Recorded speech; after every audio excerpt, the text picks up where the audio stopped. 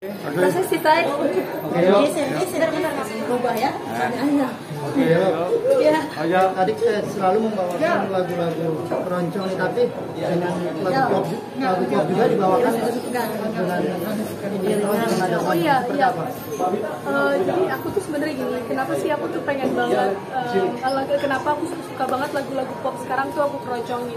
Karena kan aku mau menarik anak-anak muda nih sebetulnya kan untuk aware sama budaya sendiri gitu, terutama musik keroncong.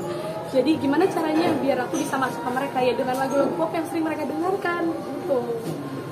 Tapi perlu ada izin khusus nggak sih pada? Oh pasti dong, itu pastilah harus izin, harus kalaupun aku bawain ya aku harus bayar royaltinya. Itu kita kan juga harus respect dan menghargai mereka kan, itu lagunya mereka. Tadi yang menarik juga tadi spesial lagunya Mas Anji tadi. Oh iya. Itu gimana? Diizinin atau emang udah? Kebetulan karena manajerku adalah kakaknya beliau, gitu. Jadi aku udah serahin semuanya kepada Mas Eri. Jadi Mas Eri yang ngurus. Saat aku bilang aku mau bawain lagu ini boleh nggak?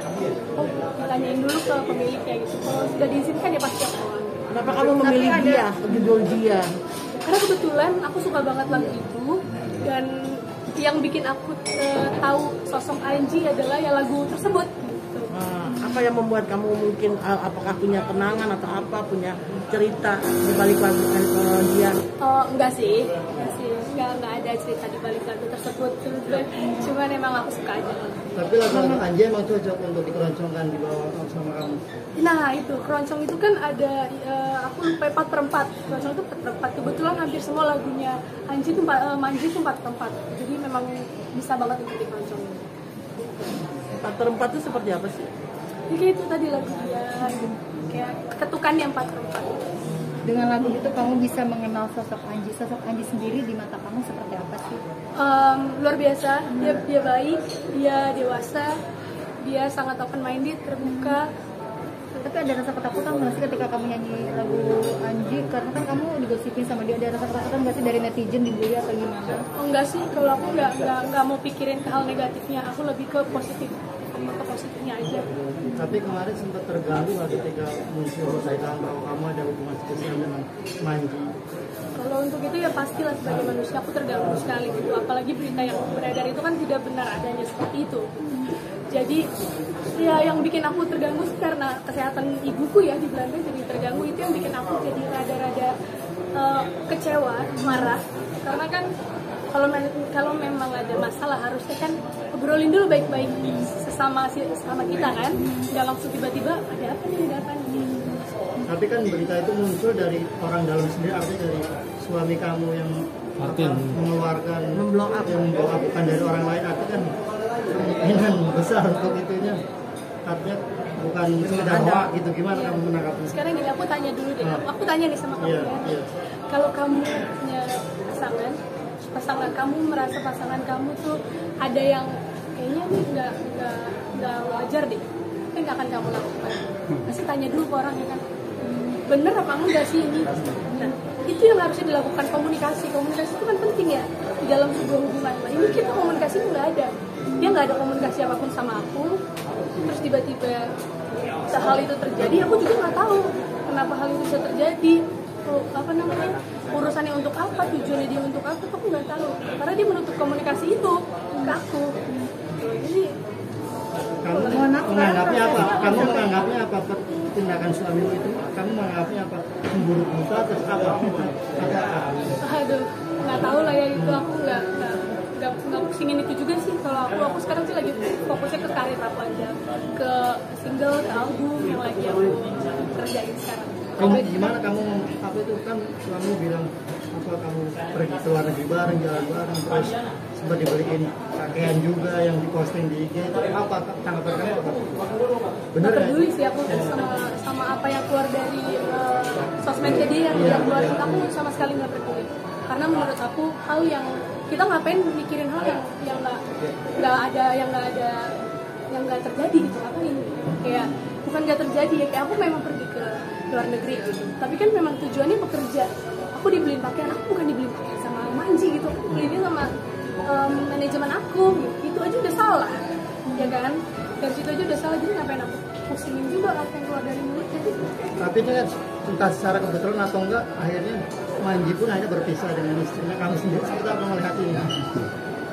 Aku tuh baru tahu kalau memang Manji itu ada perpisahannya setelah muncul beritanya. Aku nggak tahu hubungan rumah tangga mereka seperti apa gitu. Kalau untuk masalah aku kan memang dari akhir tahun November, kalau nggak salah akhir tahun 2022 lah, aku memang sudah ada obrolan untuk berpisah. Itu aku juga sudah ngobrol ke orang tuanya, ke keluarganya gitu. Tapi kan memang tanggapannya tidak baik ya kebetulan. Jadi ya sudahlah. Nah, sekarang prosesnya kamu Proses persidangannya udah sampai mana ya kayak sekarang? Jadi gini, proses persidangannya itu sudah sampai sidang kedua. Harusnya dia kemarin itu harusnya dia menjawab gugatan aku. Tapi entah kenapa ada unsur kesengajaan atau tidak, aku juga tidak tahu ya. Ditunda-tunda terus, dibilangnya dia belum menjawab dalil tersebut. Dia masih jadi ditunda. Ditunda sampai nggak tahu, aku belum tahu sidang selanjutnya apa. apa yang membuat nggak cocok hubungan kalian sama suami? Apa sih? Komunikasi kami nggak baik. Aku tidur dia bangun, kita ada komunikasi selain mau makan apa, anak gimana. Berarti suami nggak ada Itu rasa sejak kapan? perhatian ya ke anak kamu dan kamu sendiri? Kalau kamu nanya aku kan, kalau aku jawab enggak. Sejak Aku kapan itu rasakan komunikasinya nggak baik sejak? Dari akhir tahun 2022, Nggak pernikahan itu berapa tahun? 2 tahun. Kedua tahun pernikahan. Artinya pasti ada sesuatu dong. Apa yang membuat kamu mungkin kalau dari kamu sendiri itu apa? Triggernya, waduh banyak. Ada beberapa hal yang aku Karena tidak kelakuan bisa. dia. Ya, terutama itu. Pasti karena sifatnya dia lah. Kalau ada berita kemarin-kemarin kayak finansialnya dia itu nomor kesekian lah buat aku. Aku masih bisa kerja cari duit sendiri, terus selama ini juga aku yang cari sendiri untuk keluarga kami kan. Jadi aku tidak penting ini sih. Lebih ke karakter sifat kami dan mau dia berubah. Mungkin Ya lo, tapi kamu masih ada komunikasi sama Manji masih? Sama Manji, aku komunikasi dengan Manji yang sekali. Aku menganggap dia sebagai kakak aku gitu. Jadi hubungan aku dengan dia sangat baik sebagai kakak dan adik gitu. Jadi apapun yang aku bicarakan dengan Manji pasti seputar kerjaan aja. Jadi kalau untuk urusan kayak perasaan apa hati kayak support atau gimana kayak tadi kakak tanyain itu sih nggak begitu sih. Tapi mungkin yang lainnya lewat Mas Eri yang baru Mas Eri yang sama aku. tapi ada rasa Dari kamu ada ada- perubahan nggak sih dari Manji sendiri dengan adanya gosip-gosip itu? Jaga jarak atau tetap seperti biasa? Kalau kita biasa aja sih. Emang kita kan sebenarnya jarang ketemu ya. Jadi ketemunya tuh kalau memang ada urusan kerjaan aja, kalau mungkin recording atau shooting atau apa. Dari kamu ada ucapan permintaan maaf nggak sih ke Manji karena Manji Ya dilibatkan? pasti banget lah. Aku sangat amat sedih ya, sedih kecewa karena Manji itu sangat bantuin aku gitu di apalagi di sosial media gitu. Aku nggak pinter main sosmed, dan kalau memang followers selama aku atau yang udah follow aku tau banget sosmed aku berantakan banget, nggak ada unsur seninya sama sekali. Sedangkan aku penyanyi, semenjak ada Manji, ada Mas Eri gitu, mereka sangat support dan bantu aku di situ sih. Gitu. Apa tempatnya mau buat pak? Terima Terima kasih banyak ya semuanya. Jelo, minta foto, Jelo. Ya, minta foto. Minta foto. Boleh. Ini Jelo. 1, 2.